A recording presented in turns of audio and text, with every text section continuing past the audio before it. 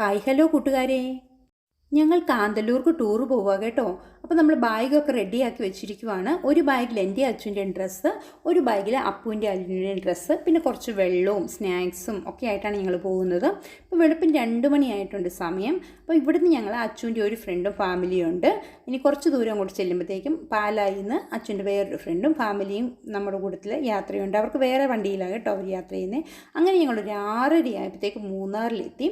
മൂന്നാറിൽ നല്ല തണുപ്പായിരുന്നു കേട്ടോ. ആ സമയത്ത് വെളുപ്പിന് 6:30ക്കൊക്കെ നല്ല മഞ്ഞായിരുന്നു. ഭയങ്കര തണുപ്പെന്ന് പറഞ്ഞാൽ നമുക്ക് നന്നായിട്ട് വിറയ്ക്കുന്ന ടൈപ്പ് തണുപ്പുണ്ടായിരുന്നു. ഞങ്ങളെല്ലാവരും സ്വെറ്ററൊക്കെ എടുത്ത് ഇടാനൊക്കെ റെഡി ആയിട്ടിരിക്കുമായിരുന്നു. പക്ഷേ അപ്പം ഞങ്ങളൊന്ന് ചായ കുടിക്കാമെന്ന് വിചാരിച്ചു. ചായ കുടിക്കാൻ നോക്കിയിട്ട് 6:30 ടൈമല്ലേ, അപ്പോൾ എല്ലാം ഓപ്പണായിട്ട് വരുന്നതേ ഉള്ളൂ.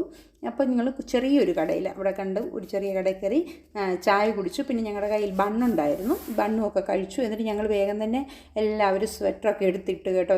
വലിയൊരു ചിലരൊന്നും ഇട്ടില്ല കേട്ടോ. എല്ലാം അന്ന് വെച്ചാൽ തണുപ്പ് സഹിക്കാൻ വേണമെങ്കിൽ, എന്നാലും കുഞ്ഞുങ്ങളെല്ലാം സ്വെറ്റർ അടിപ്പിച്ചു. എന്നിട്ട് പിന്നെ നമ്മൾ കുറച്ച് ദൂരം കൂടെ പോയി കഴിഞ്ഞപ്പോഴത്തേക്കും ഒരു പാർക്കൊക്കെ ചെയ്യാൻ പറ്റിയ ഒരു സ്ഥലത്ത് അവിടെ നിർത്തി. അധികം വണ്ടികളൊന്നുമില്ല എന്നിട്ട് വെളുപ്പല്ലേ സമയം.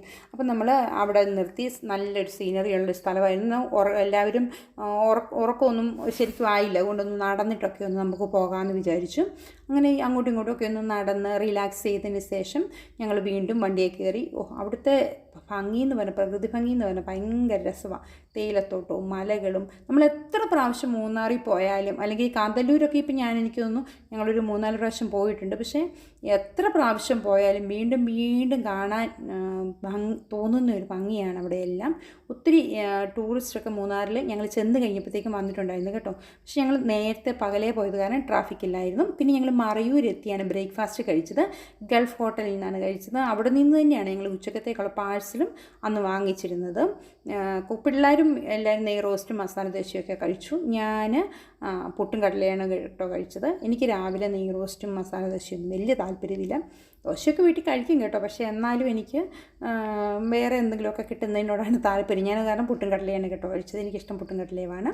പിന്നെ അത് കഴിഞ്ഞ് ഞങ്ങൾ പോയത് ചിന്നാർ വൈൽഡ് ലൈഫ് സാങ്ച്വറിയിലുള്ള സ്ഥലത്തേക്കാണ്. അവിടെ ട്രെക്കിങ്ങിന് പോവുകയാണ് നമ്മൾ. തൂവാന വെള്ളച്ചാട്ടത്തിലേക്ക് ട്രെക്കിങ് പോവുകയാണ്. അപ്പോൾ നമ്മൾ ആ പോകുന്ന വഴിയിലൂടെയാണ്, നമ്മൾ അതിൻ്റെ താഴ്ഭാഗത്തൂടെയാണ് നമ്മൾ ട്രെക്കിംഗ് നടത്തിയിരുന്നത്. അപ്പോൾ ഇവിടെ വന്ന് നമ്മൾ ടിക്കറ്റ് എടുത്തു. വലിയവർക്ക് 300 രൂപയാണ്, കുഞ്ഞുങ്ങൾക്കൊന്നും പൈസയൊന്നും കൊടുക്കണ്ട.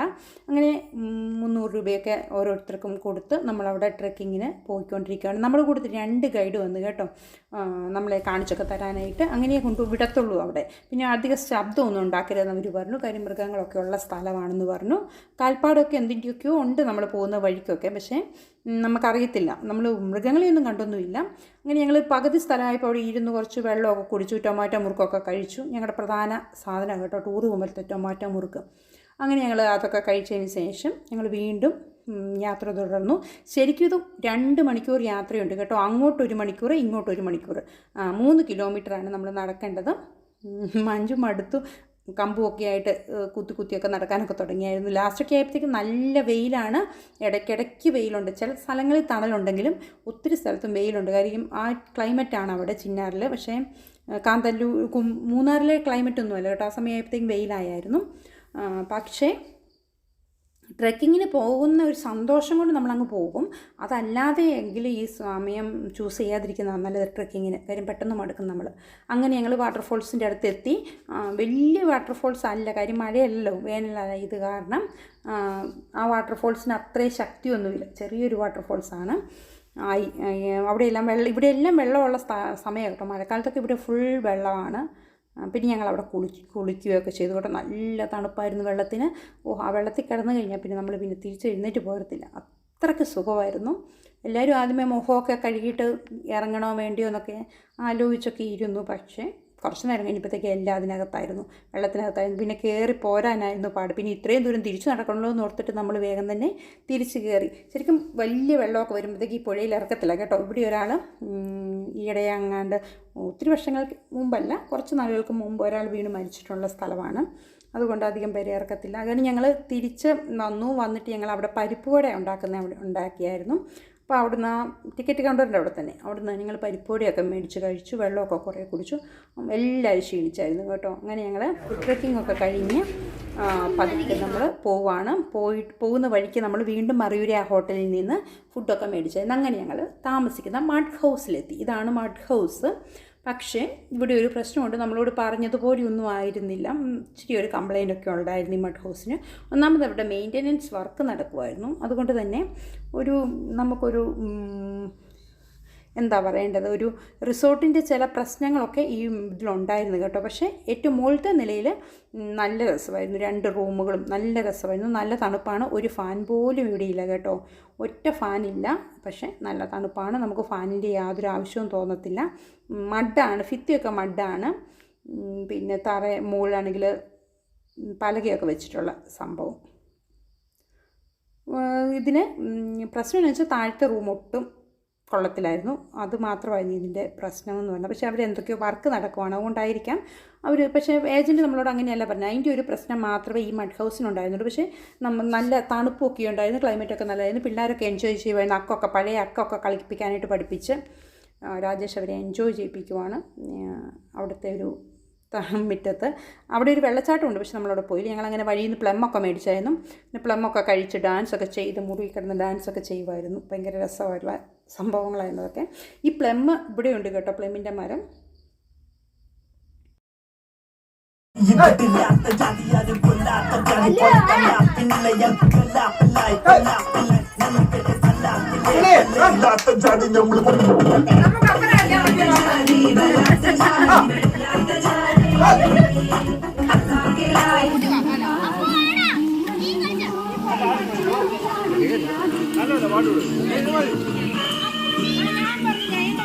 കുളിച്ചിട്ടൊക്കെ റെഡി ആയിട്ട് വന്ന് ക്യാമ്പ് ഫയർ ആയിരുന്നു.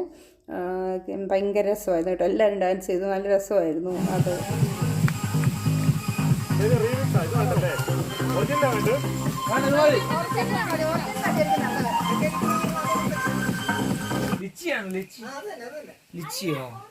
ലിച്ചിയുടെ അച്ചാറോ? ലിച്ചിയാണോ? ലിച്ചി ആണോ? പിന്നെ ഞങ്ങൾ ഫുഡ് എല്ലാവരും ക്യാമ്പ് ഫയറൊക്കെ കഴിഞ്ഞ് ഫുഡ് കഴിക്കാൻ വന്നു. ചപ്പാത്തിയും ചിക്കൻ കറിയും, പിന്നെ നമ്മൾ റൈസ് ഉണ്ടായിരുന്നു, മുട്ടക്കറി ഉണ്ടായിരുന്നു, പിന്നെ നമ്മുടെ ചെറുപയറും അച്ചാറും. അതാണ് പറഞ്ഞത്, ലിച്ചിയുടെ അച്ചാറായിരുന്നു കേട്ടോ. പിന്നെ ഉച്ചക്കത്തെ ബിരിയാണി ബാലൻസ് ഉണ്ടായിരുന്നു, അതും കഴിച്ചു രാത്രിയിൽ. അങ്ങനെ എല്ലാം റെഡിയായി. പിന്നെ ഞങ്ങൾ രാവിലെ എഴുന്നേറ്റ് നോക്കുമ്പോഴാണ് നമ്മൾ ഈ തലേന്ന് അവിടെ നിന്ന് മേടിച്ച പ്ലമ്മ് ഇതേണ്ട ഇവിടെ മരത്തിൽ നിൽപ്പുണ്ടായിരുന്നു. ഒത്തിരിയൊന്നുമില്ല, കുറച്ചെണ്ണം നല്ല കളർഫുള്ളി നിൽപ്പുണ്ടായിരുന്നു. അത് എടുക്കാൻ പറ്റിയില്ല, അങ്ങോട്ട് ഫ്രൂട്ട്സ് കാണുന്നില്ല ശരിക്കും. ഇതാണ് പ്ലമ്മിൻ്റെ മരം. അപ്പം നമ്മൾ അതൊക്കെ കഴിച്ചു. പിന്നെ നമ്മൾ തിരിച്ചു പോരുന്ന വഴിക്ക് ചിന്നാറിലൊരു പാർക്കുണ്ടായിരുന്നു. അവിടെ നിന്ന് നമ്മൾ പിള്ളേരൊന്നും അവിടെയൊന്നും കയറിയില്ലല്ലോ, കൊണ്ട് മഴയായിരുന്നെങ്കിലും കാന്തല്ലൂർ മഴയായിരുന്നു. പക്ഷേ ചിന്നാർ വന്നപ്പോഴത്തേക്ക് മഴയൊക്കെ ചെറുതായിട്ട് തൂളുന്നേ ഉള്ളായിരുന്നു അവിടെ. അപ്പം നമ്മൾ ആ പാർക്കിൽ കയറി. നല്ലൊരു പാർക്കാണ് കേട്ടോ. പിള്ളേർക്ക് 20 രൂപയേ ഉള്ളൂ. ഈ മിസ്റ്റ് റിസോർട്ടിൻ്റെ പാർക്ക് തന്നെയാണ്, പക്ഷെ നമുക്ക് ഈ റിസോർട്ട് താമസിക്കാത്തവർക്കും ഈ പാർക്കിൽ കയറാം. അപ്പം ഞങ്ങൾ 20 രൂപ പിള്ളേർക്കും, 50 രൂപയാണ് വലിയവർക്കും ഈ പാർക്കിലുള്ള എൻട്രൻസ് ഫീ. അപ്പോൾ അവിടെ പോയി എൻജോയ് ചെയ്തു കുറച്ച് നേരമൊക്കെ. അത് കഴിഞ്ഞിട്ട് പിന്നെ നമ്മൾ അവിടെ 16D സിനിമയുണ്ടായിരുന്നു. അപ്പോൾ അവിടെ കയറാനായിട്ട് പോയി. ഞാൻ ഇന്ന് വരെ 16D സിനിമയൊന്നും കണ്ടിട്ടില്ല കേട്ടോ. പക്ഷേ എൻ്റെ പൊന്നോ, അതിനകത്ത് കയറിക്കഴിഞ്ഞാൽ നമ്മളെ ഇട്ട് ഇളക്കി ഓടിച്ച് അതിനകത്ത് പാമ്പൊക്കെ വരുമ്പോൾ നമ്മുടെ എന്തായാലും സീറ്റിനിടയിൽ കൂടി പാമ്പൊക്കെ വരുന്ന പോലത്തെ ഒരു ഫീലിങ്സൊക്കെ ആയിരുന്നു. ഞാൻ പകുതി സമയവും കണ്ണടച്ചിരിക്കുമായിരുന്നു. പിള്ളേർക്ക് പക്ഷേ ഒരു കുഴപ്പമില്ലായിരുന്നു, ഒരു പേടിയില്ലായിരുന്നു. ഒന്നും കൂടെ തരാമോ എന്ന് അവർ ചോദിക്കുമായിരുന്നു. അങ്ങനെ ഞങ്ങൾ അതെല്ലാം കണ്ട് തിരിച്ചു പോരുന്ന വഴിയാണ്. എല്ലാവർക്കും സങ്കടമാണോ പിന്നെയും അങ്ങോട്ട് തന്നെ പാർക്കിലൊക്കെ കയറി അങ്ങ് മതിയായില്ല. പക്ഷേ ഞങ്ങൾ പിന്നെ പോന്നു. പിന്നെ വീണ്ടും മറയൂരെത്തി. നമ്മൾ ഉച്ചക്കത്തെ ഫുഡ് കഴിച്ചത് സെയിം ഹോട്ടലിൽ നിന്ന് തന്നെയാണ്, ഗൾഫ് ഹോട്ടലിൽ നിന്ന്. അവരൊക്കെ ബിരിയാണി കഴിച്ചു, ഞാനും മഞ്ജുവൊക്കെ ഫ്രൈഡ് റൈസും പനീർ കറിയൊക്കെയാണ് കഴിച്ചത്. അങ്ങനെ ഞങ്ങൾ തിരിച്ചു പോരുന്ന വഴിയാണ്. അയ്യോ എൻ്റെ പൊന്നോ, ബ്ലോക്കെന്ന് പറഞ്ഞാൽ ഞങ്ങളൊരു കുറേ സമയം അവിടെ നിന്നു. ഞങ്ങൾ തേയിലപ്പൊടിയൊക്കെ വാങ്ങിച്ചിട്ട് ഇറങ്ങിയപ്പോൾ തുടങ്ങിയ ബ്ലോക്കാണ്. ഇങ്ങനെ നീണ്ട് കിടക്കും. അതിനിടയ്ക്ക് അവിടെ ഒരു ആക്സിഡൻറ്റും ഉണ്ടായിരുന്നു, ഒരു ബൈക്കുകാരൻ. അപ്പോൾ അതെല്ലാം കഴിഞ്ഞ് അപ്പം നമ്മൾ നോക്കുമ്പോഴാണ് ആ ബ്ലോക്കിനകത്ത് കിടക്കുമ്പോൾ കാണുന്ന കാഴ്ച കേട്ടോ. നല്ല രസമുണ്ടായിരുന്നു. വാഗ പൂത്ത് നിൽക്കുന്ന കണ്ടു കഴിഞ്ഞാൽ പോലെ രസമുള്ള സ്ഥലമായിരുന്നു അവിടെ.